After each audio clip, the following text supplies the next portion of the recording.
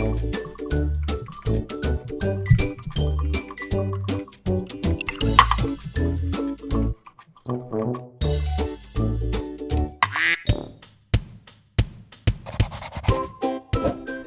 I'm Medora, a content designer here at KiwiCo, and today we're building the KiwiCo water timer. Are you ready to watch time flow?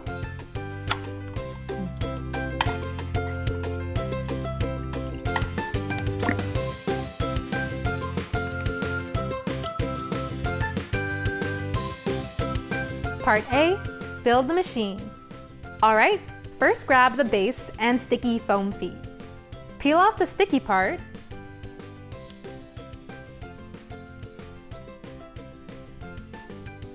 and attach here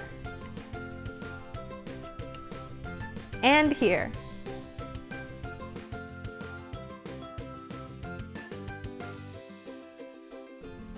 Now insert the base through these holes in the wooden frame. Push down all the way. Make sure to line up the hole with this notch.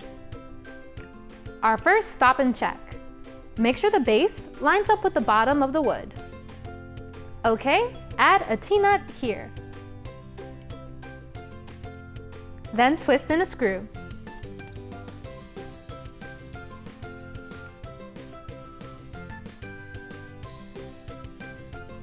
Now insert a dipper arm through this slot, with the peg facing out.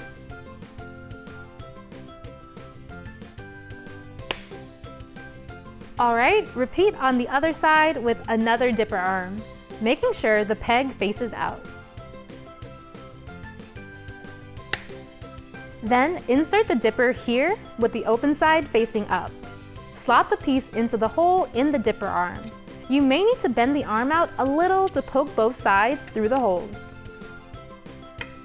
Now set this aside, we'll bring it back in later. Now click a paddle into the axle. Make sure to press fully in. Then add 5 more paddles.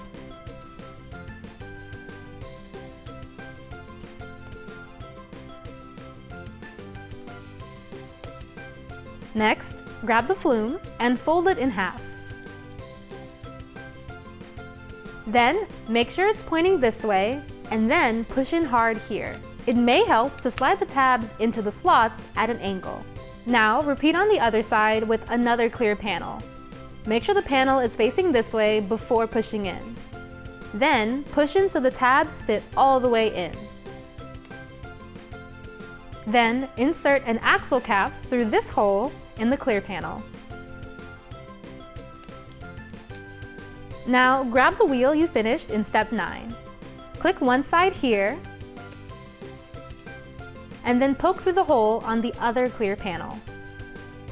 Then, click on the other axle cap here.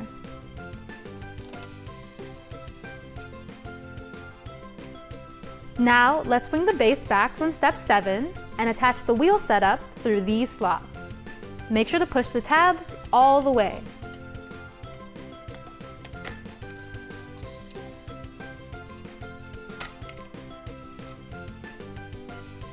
Let's stop and check. Give the wheel a spin. If it doesn't spin, make sure that the clear side panels aren't stuck in the crack between the axle and the axle caps. Also, check that all the tabs are pushed all the way in. Alright, grab the platform and sticky foam gasket. Line up the holes, peel the sticky off the foam, and stick here.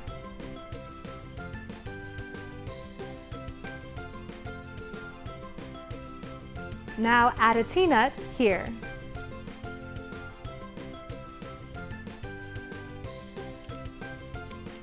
Next, place the platform setup through these holes in the wood.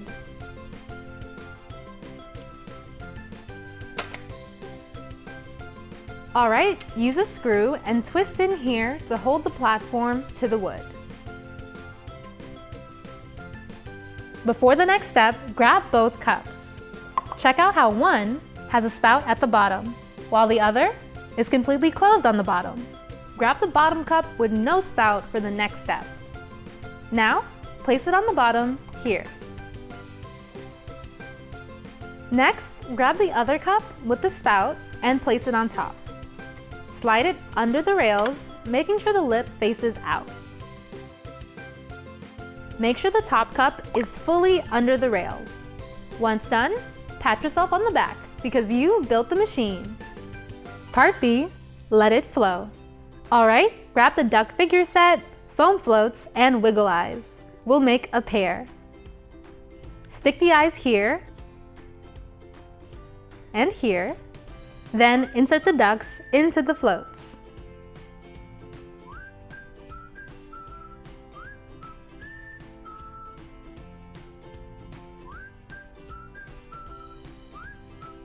Then, grab this tooth from the figure set, line up here, and hold in place with the brad.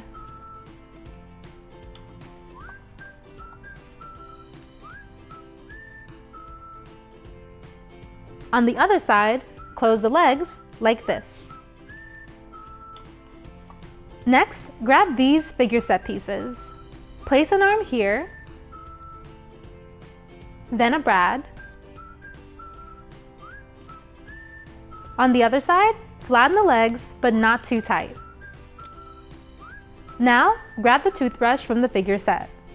It goes under the hand. Now add a brad. And on the other side, fold the legs down. Tilt the arm and the toothbrush back and forth to make sure they move easily. If they feel stuck, try loosening the brads. Okay, fold this tab up.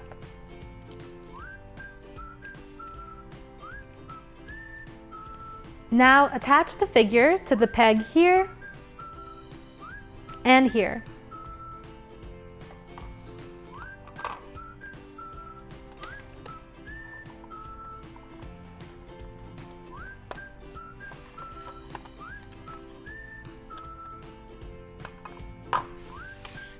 Next, attach the toothbrush to the peg up here.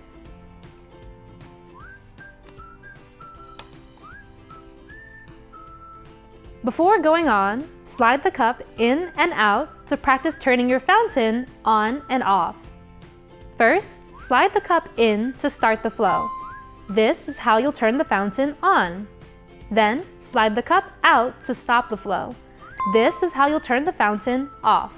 Now, find a splash-friendly surface like a bathroom or kitchen counter. For our purposes, we'll stay here and use our cup of water. Make sure the cup is in position to stop the flow. Now, take out the bottom cup. Then, add water to the bottom cup and fill to this line. Now, carefully pour all the water from the bottom cup into the top cup.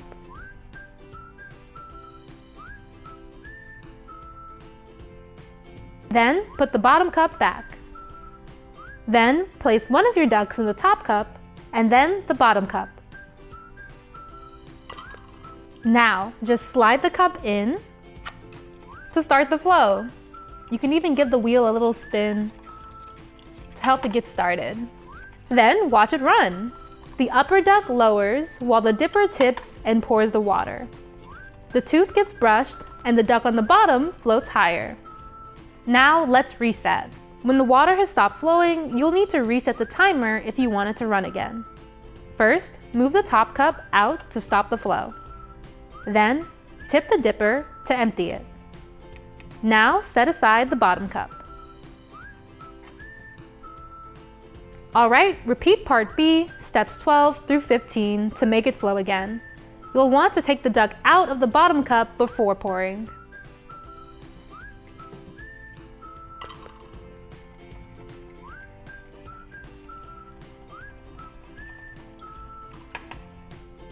Let's repeat step 16 and reset again. Now we're going to make a cuckoo clock. Carefully pull out the toothbrusher and tooth.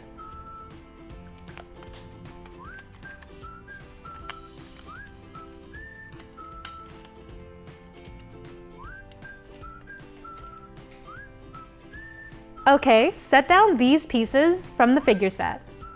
Place the house on top of the yellow piece. Then, add a brad through this hole. On the other side, flatten the legs.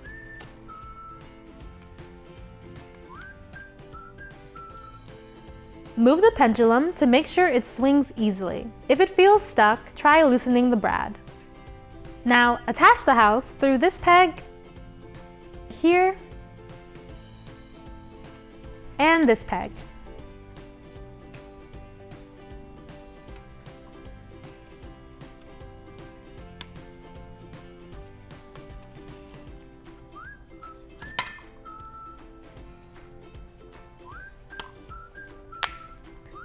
Let's stop and check again. Make sure the tip of the dipper arm is inside the slot. Now, attach a foam piece to the green side of the bird. Peel the sticky off the foam and flip. Then, stick the bird to the tip of the dipper arm. Now, slide the top cup out to stop the flow. Then, carefully pour all the water from the bottom cup into the top cup.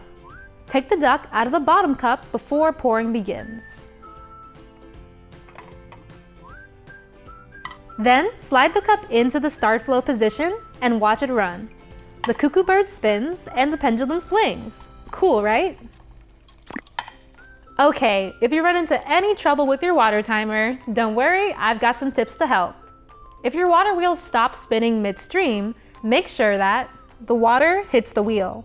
The top cup should be pushed all the way back with nothing blocking the spout. These clear tabs are pushed all the way into the slots. Then, make sure the automaton isn't stuck on anything. Next, check the brads are loose enough to let all the parts move. Also, check the automaton is dry.